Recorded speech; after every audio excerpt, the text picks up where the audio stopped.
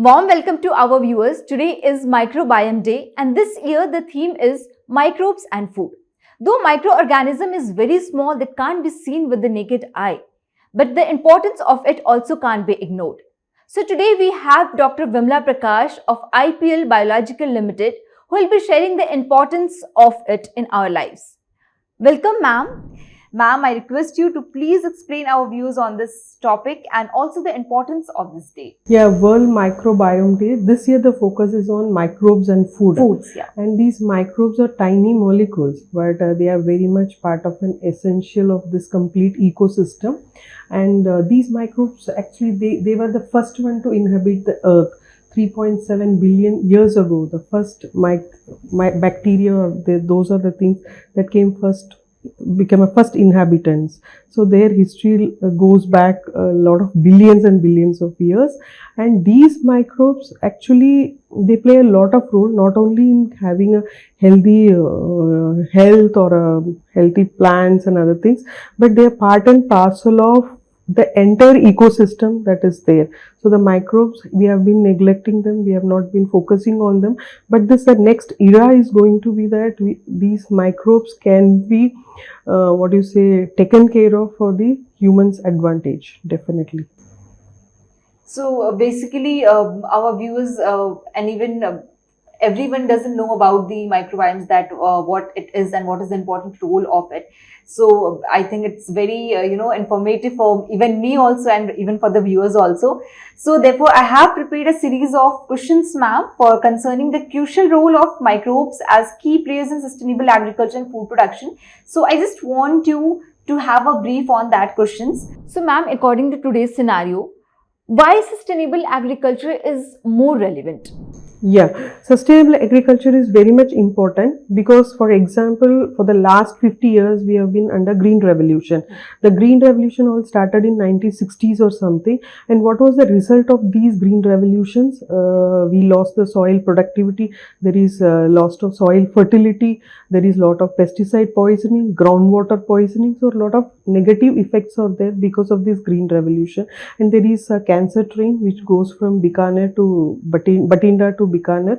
So all these negative effects has been happening because of the Green Revolution. So to overcome this, we need an evergreen revolution. So evergreen revolution can be achieved only through sustainable agriculture and a regenerative agriculture. Sustainable agriculture is that you use the natural ecosystem and you use beneficial microbes and you use protect the environment. All these things together, you do the sustainable agriculture. So to meet the present food production at the same time to protect the environment.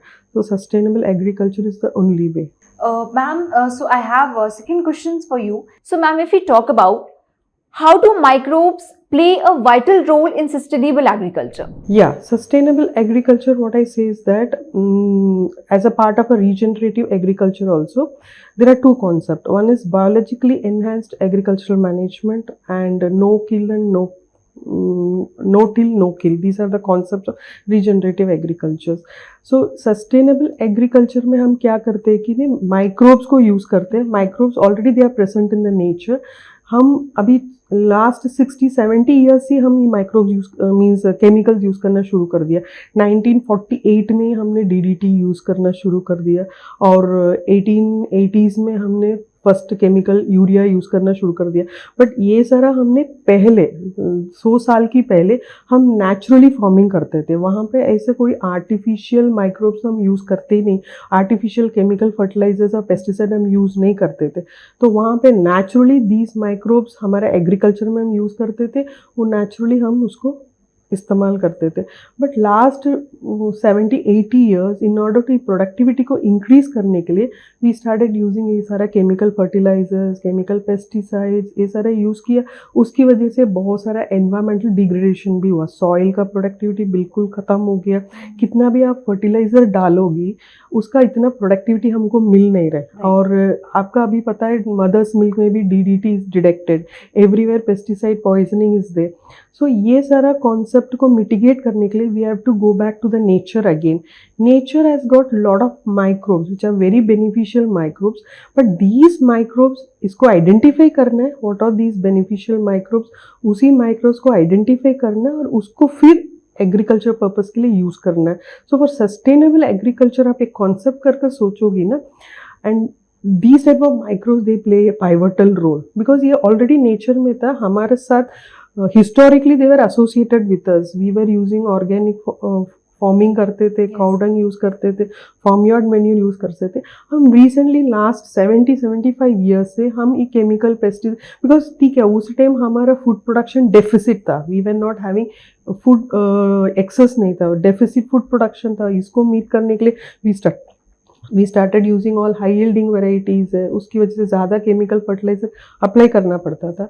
But धीरे धीरे उसका भी एक negative side हो गया, वो पूरा ये केमिकल पॉइजनिंग हो रहा है सब जगह. 50 ईयर्स बिफोर हमने इतना कैंसर इंसिडेंस सुना नहीं है. अभी आप देखोगे तो बहुत सारा कैंसर का इंसिडेंस होता है everywhere. It's very common, starting from a 3 months old baby से they are getting suffering from all this type of diseases. एक कासरगोड में एक था एंडोसल्फोन ट्रेजिडी, वो कासरगोड में बिकॉज ऑफ इनएडवेंट यूज ऑफ एंडोसल्फोन. अभी भी उसका इम्पैक्ट है, जेनेटिक अबनॉर्मलिटीज अभी भी है.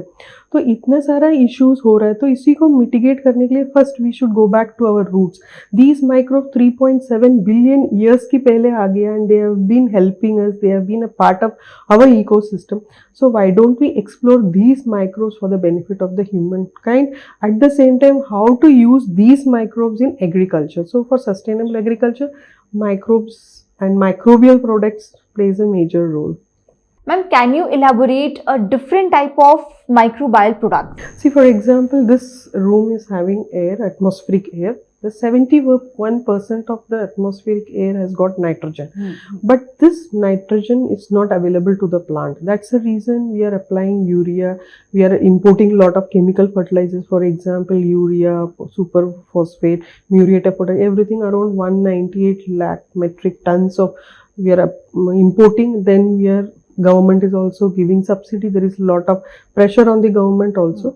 But there are microbes which can do this function. For example, this atmospheric nitrogen can be converted and directly given to the plant in the form of nitrogen fixer. These are called nitrogen fixing bacteria. So there is they can convert this atmospheric nitrogen, वो plant को supply करता है. Similarly, soil में भी बहुत सारे nutrients है. For example, phosphate है, potash है, zinc है. But ये सारा plant को available नहीं होता है because वो केमिकल फर्टिलाइजर हम अप्लाई करते हैं तो 25% ही प्लांट को जाता है, बाकी 75% किलेटेड फॉर्म में हो जाता है. वो किलेटेड हो जाता है ना, फिर प्लांट को अवेलेबल नहीं होता है. तो ये माइक्रोब्स उसको सॉल्युबलाइज करता है, उनके पास वो कैपेबिलिटीज होता है, वो ऑर्गेनिक एसिड सिंथेसाइज करता है. तो ये माइक्रोब इसको सॉल्युबलाइज करता है, सारा न्यूट्रिएंट्स को, पोटैश होगा, फॉस्फेट होगा, जिंक होगा, वो सब प्लांट को सप्लाई करता है. और ये माइक्रोब्स कहाँ रहते हैं? वो एकदम राइजोस्फीयर रीजन है, रूट की आसपास में ये माइक्रोब्स रहते हैं. तो एटमॉस्फेरिक नाइट्रोजन को फिक्स कर नाइट्रोजन देता है, and phosphate, potash, zinc, iron and sulphur, ये सारा वो सप्लाई करता है ऑर्गेनिक एसिड सिंथेसिस थ्रू. इसकी वजह से प्लांट ग्रोथ भी ना अच्छा हो जाता है, because these are all natural mechanism. There is no artificial chemical fertilisers और and moreover these microbe they are so beautiful. वो प्लांट के अंदर भी जाकर सर्वाइव कर सकते हैं. These are called endophytes. एक बार प्लांट के अंदर भी चले जाता है एंड प्लांट को they give a induce systemic resistant हो जाता है. प्लांट बाकी डिजीजेस और पेस्ट में उसको एक रेसिस्टेंस भी आ जाता है. सो इस तरीके से ये इतना सारा माइक्रोब्स है, माइक्रोबियल बेस्ड प्रोडक्ट्स है, एंड ये सस्टेनेबल एग्रीकल्चर में they are part of the thing. वो क्यों मैं पार्ट बोल रही हूँ ना, सस्टेनेबल एग्रीकल्चर में इकोसिस्टम को प्रोटेक्ट करना, एनवायरनमेंट को भी प्रोटेक्ट करना, इकोनॉमिक वायबिलिटी भी होना चाहिए. तो इसको करने के लिए हमको ये microbials has to be a part of it. And अभी थोड़ा सा अवेयरनेस भी इंक्रीज हो रहा है. People are getting used to this type of products. Yeah, so these are the different types of microbial products. And second is that, एक तो मैं फर्टिलाइजर को बता दिया. इस तरीके से there are pesticides और बायोपेस्टिसाइड also there. पेस्टिसाइड्स हम बहुत यूज कर रहे हैं, आपको पता है. अभी DDT मदर्स मिल्क में आ गया. इतना सारा पेस्टिसाइड्स हमने यूज किया तो बहुत जगह में पेस्टिसाइड पॉइजनिंग हो गया, ग्राउंड वाटर पॉइजनिंग हो गया, पेस्टिसाइड रेसिस्टेंट हो गया, रिसर्जेंस हो गया, रेसिड्यू मैनेजमेंट डिफिकल्ट होता है. इसके सबको मैनेज करने के लिए माइक्रोबियल्स होता है, microbials which can act as a pesticides. For example Beauveria bassiana है, वर्टिसिलियम लकानी है, इरिसिटुला थॉम्सनी है. सिमिलरली फंजीसाइड हम बहुत सारा कैप्टॉन थिरना, अभी गवर्नमेंट ने 27 पेस्टिसाइड्स तो बैन किया था. वो 40% of the entire cell is on these pesticides. So इसी को ऑल्टरनेट के लिए माइक्रोब्स है, लाइक सुडोमोनास है, ट्राइकोडर्मा है, बेसिलस सबटिलिस है. ये सारा microbes they act as a biofungicides, and they can be an alternate to all these chemical fungicides. So these are the different types. एक umbrella में इतना सारा microbes can do a work and they can complement your conventional way of agriculture is something very good. We have to explore that. It was, I think, very informative. It's very useful for the plants also, right? So ma'am, if you talk about the factors, what factors play a role in successful adoption of microbial based products?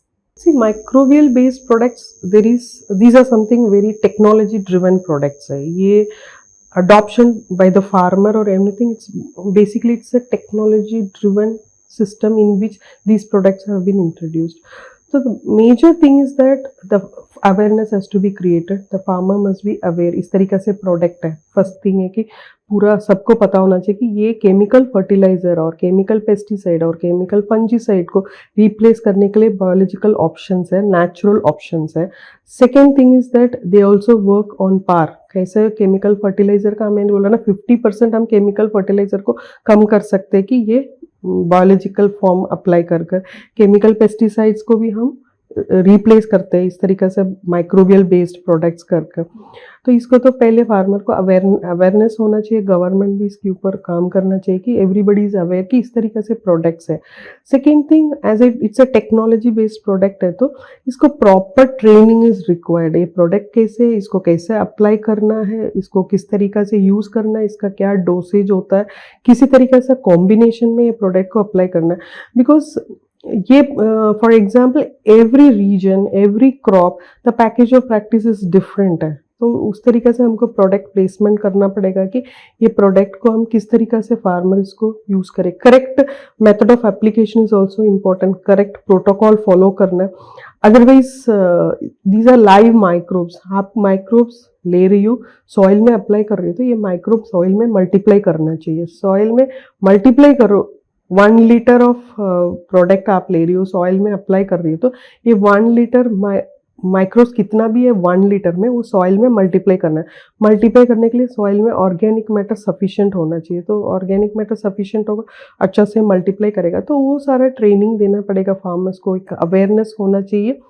ये सारा protocols हम properly follow करोगे ना, कि microbes they will do wonders in the soil. So that is very, very important. So these are the factors that plays a role in successful adoption.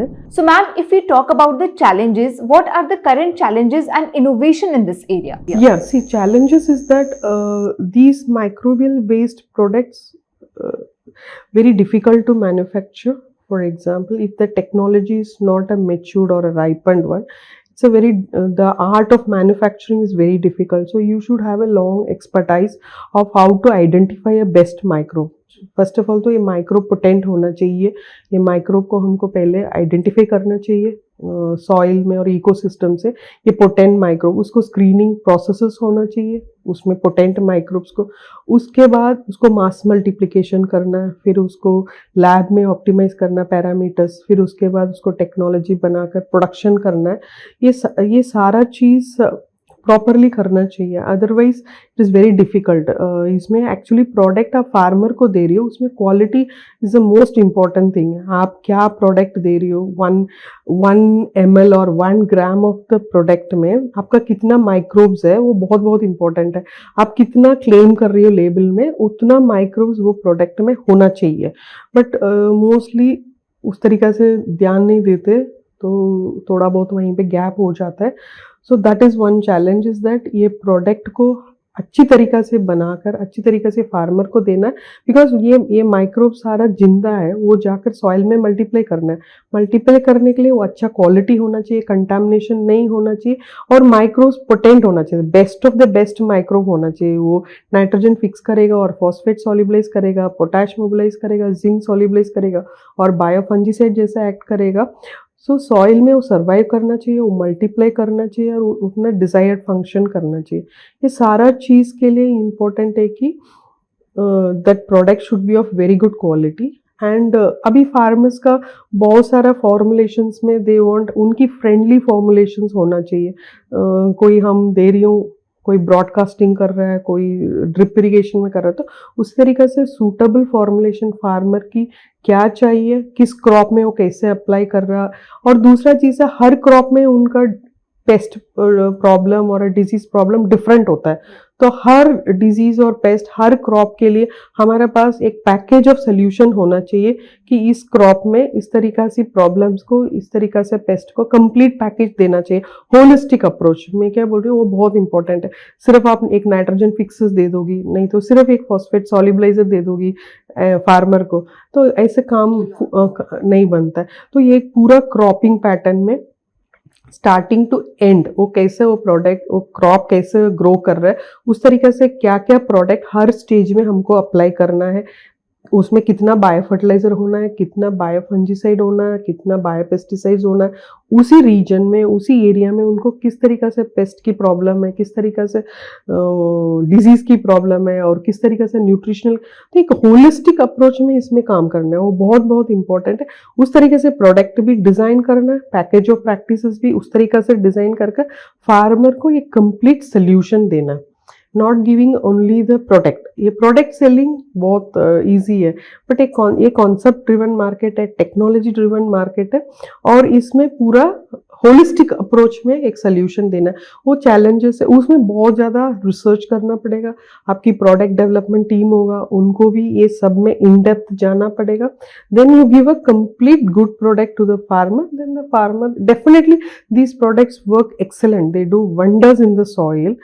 कितना भी हमने chemicals की वजह से अभी लास्ट 70-80 साल से हमको प्रॉब्लम्स हो रहा है ना, उसी से we can just get out of all the problem when you use a right technology, right knowledge, right approach, right awareness होगा फार्मर के साथ, ये एकदम आपका फ्यूचरिस्टिक यही होगा। बायोलॉजिकल ये फ्यूचरिस्टिक प्रोडक्ट है, यही होने वाला है और आप हेल्थ के लिए भी बेनिफिट है एंड सारा quality of the product improve हो जाएगा। सब चीज़ में ये biologicals is going to be most important thing. मैं ये बोलूँगी एक एरा आईटी का एरा था, अभी it's going to be an era of biologicals. तो इस तरीके से इसको यूज़ करना है, बट ये सारा चैलेंजेस है, तो इसको इन डेप्थ नॉलेज होना चाहिए, कोई भी कर रहे हैं और द प्रॉपरली प्रोडक्ट को पोजिशनिंग करना है, फिर प्रॉपर डोसेज चाहिए, मेथड ऑफ एप्लीकेशन चाहिए, वो सारा चीज़ करना ही पड़ेगा।